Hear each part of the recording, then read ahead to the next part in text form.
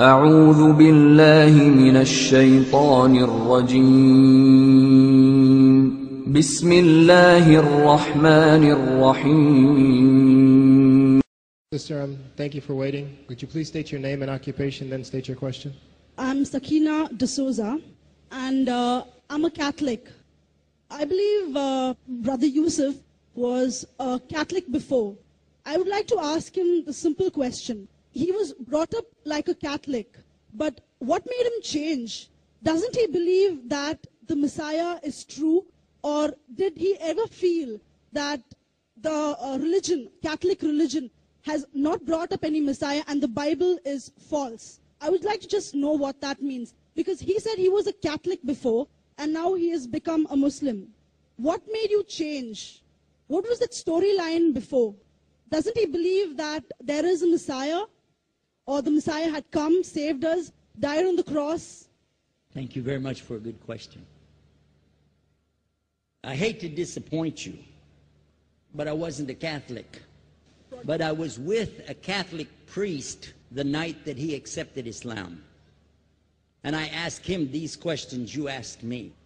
Because after all, I was still a Christian, a preacher in Christianity, and I wanted to know why my best friend, a Catholic priest, had converted. That's a pretty weird thing. A Catholic priest is not like a regular preacher in the Protestant religion. A Catholic priest has given up everything. He's given up his life to be a Catholic priest. When he enters into this realm, he's basically given away everything. He can't have a wife, he can't have children, obviously no grandchildren. He has no home, he just lives in a rectory or wherever they give him a place to stay. And he's sent wherever they tell him to go, do whatever he's told to do, and that's it. And he cannot disobey the Pope, otherwise they can kick him out of the religion, and if they do, he's excommunicated and he goes to hell forever. So how would a person like this want to become one of those Muslim terrorists? That's what I wanted to know. He explained in a very few beautiful words something that I came to learn for myself. He said that he was sincerely in the Catholic religion because he believed in God, that he had studied, his degree was in theology, and a part of the teaching that they as priests have is to study Islam. Every priest is forced to study Islam. Now you may not know that, but you can ask your priest and he'll confirm it. And when you study Islam, even when Islam is taught to you by somebody who hates Islam, as long as they don't corrupt it too far, you can still see the truth in Islam. A classical example happened to me just recently when I was in Saudi Arabia. A friend of mine, very old copy of one of the first Qurans ever translated to English by George Sale. George Sale hated Islam, he hated the Muslims, but when he translated the Quran to English, he was true to the text of the words. Although maybe not getting all the meaning, he certainly was true to the text of the words. I was shocked when I read it. Have you seen it? You know what I'm talking about? Amazing. And listen to this. George Bernard Shaw, for instance, is one of many, a long list of people who read this and realized the truth of Islam. When people see the truth of Islam, it can change them if they want to be guided. If they want the truth, it can change them. You might think, I'm a Catholic, I'll never be anything but a Catholic. But I'm going to ask you a question, and I want you to be honest. This is not for you to, start a debate, but just be honest. Was Jesus a Catholic?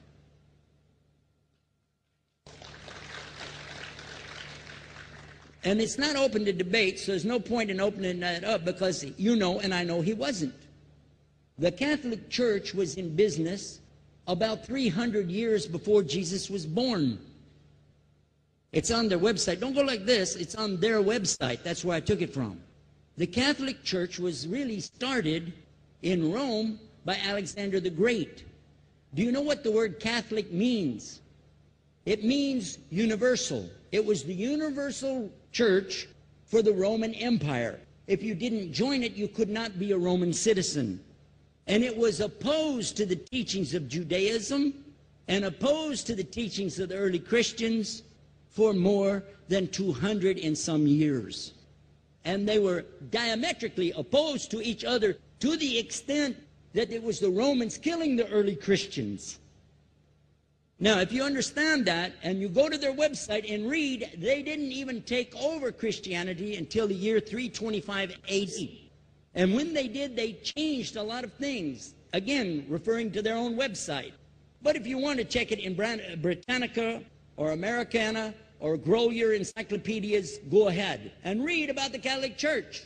When, in August of 325 AD, at the Nicaea Council, they took over, first thing they said was, let's change the date of the birth of Jesus to be the same date as that of Mithras, which was the god, one of the gods worshipped there, and also the sun god's birthday was the same day, December the 25th, believing it to be the shortest day of the year.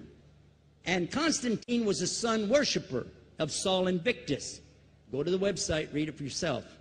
There are a lot of points, but not the least of which, even today, if you go in any Catholic church, and I have, you'll see so many portraits and statues and idols and images throughout the whole place that for the one who's never experienced that, for a Muslim who knows about these images, he'll be like, whoa, a'udhu billah. Whoa, what's this? The first time I walked in a Catholic church, I was about 10 years old. I was shocked.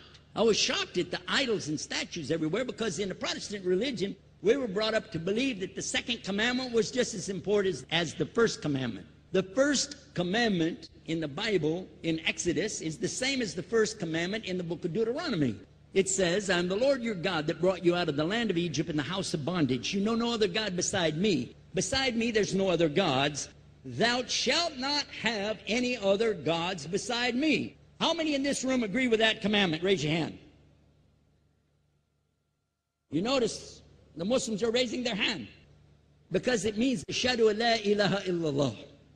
That's the first commandment for us as well.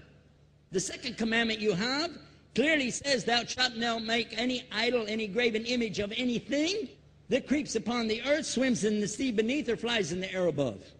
And I was sitting in a church one time, sitting there in the morning service, watching, the preacher talk, and, they go on and on and on, and sometimes you lose your train of thought. I was looking. Whoa! On the front of the podium, there was a fish. A fish. For the symbol, make you fishers of men. It had a fish. I said, whoa. Then I looked up above his head at the big stained glass window, and it had a dove, and he had the olive branch in his mouth. The dove is flying, the bird, I said, whoa. And then I look over here, and there's a cross with a man hanging on it. And I said, wow, they didn't miss a single one. They got them all. Something walking on the earth, something swimming in the sea beneath, something flying in the air above. So look at these two things. Clearly, the first two of the 10 commandments, bang, bang, boom. Because if you said God is more than one, where did you get it from? When Jesus is talking to his own companions and they ask him, what's the greatest commandment? Mark 12:29. Clear. The greatest commandment is to know, O Israel, the Lord your God is one God. And you have to love him with all your heart and all your mind and all your strength. And this is no different from what Prophet Muhammad ﷺ was saying, the same thing to his people. Same thing I mentioned in the lecture. This is certainly for us the same. So what you see is Muslims practicing the commandments, and you see people claiming the commandments but practicing something else. And I have seen more converts from the Catholic Church than any other of the many sects of Christianity, and especially from the nuns, priests, and even an archbishop. And all of them are better than me. Those guys and women that I see do this, they still sacrifice their whole life to get the true message of Islam, not only to you, but to Muslims as well, because we all need to know about it. But thanks for a great question.